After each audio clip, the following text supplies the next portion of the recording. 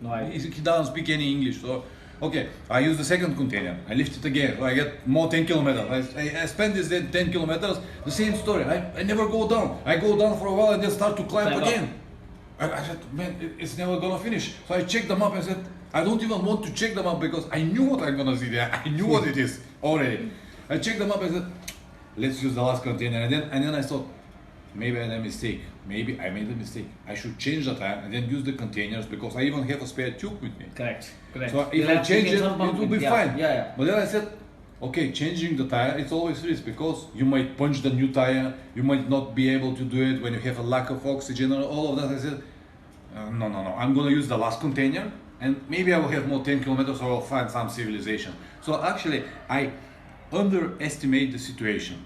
Yeah, I have a lot of experience, I wrote a lot, I have seen a lot of countries, but I underestimate the situation. I thought, okay, we'll find someone. And then I used the last container. But you never realized how difficult it was to find a civilization. There's no people. In some stage I was sitting there and just said, okay, I will sit for a while now and wait somebody to come. And we'll have for example, pump or compressor, but the pump doesn't work on that level.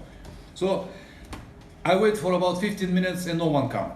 I can see the pass from the top like this. I can see the road from the bottom like this. I can see 5 kilometers. It's no one. No one. I can see it, but it's no one. I said, man, I'm wasting my time. It was 2 p.m. I said, after 4 hours it will be dark. What I'm gonna do here? 5,000 meters, no food, no nothing. It's cold. Much colder than. I said, okay, I'll use the last container. I used the last container. I saved more 10 kilometers. Nothing changed. The same story. The same story. Nothing. And I said, then we have a problem. So in this meanwhile, while you were stuck, did you have any kind of connectivity? No. This is the moment I reached Sonmark. 2 days or 3 days before that, I have no telephones, I have no internet, I have nothing. Nothing. So the only internet I get, it's in the hotel. So I send you a message from Sonmark, I send you a message from Leh when I got in the hotel, but everything is okay. So after I finished the last container, I was in the same situation.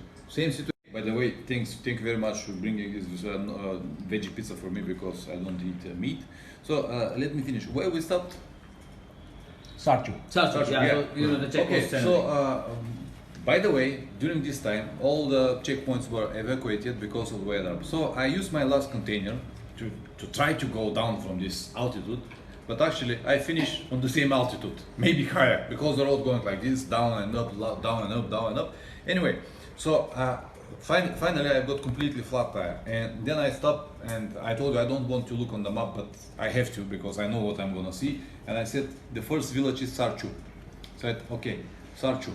And I realized that up to Sarchu I have around 30-40 kilometers. So I said, okay, I'm gonna ride with flat tire, and I really hope that the tire will hold, because usually when you ride with flat tire, if the tire is so soft, after certain of kilometers you start to it was just dismounting from the wheel. You have to stop. And I said, okay, I'll do it very slowly. So I did it very slowly with 15-20 kilometers per hour, and every about 2-3 kilometers I stopping and checking, it's still there, it's alright. And I said, okay, I need to go to Sarchu. So I rode, I don't know, maybe 3 or 4 hours, I don't know how many hours altogether, but I really enjoyed because all of these beautiful scenarios around me, where I was not feeling myself in danger, but the reality was different. I was just underestimating the situation. But my friend Anurag make all of this investigation and organization because he was not aware of what's going on with me.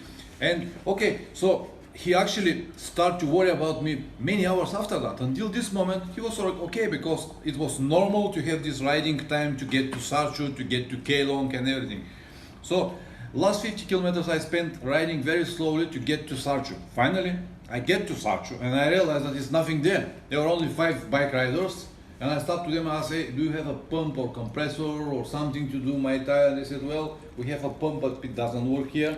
Even if you want to put your patches, they don't stick because it's cold. It's too cold, very much.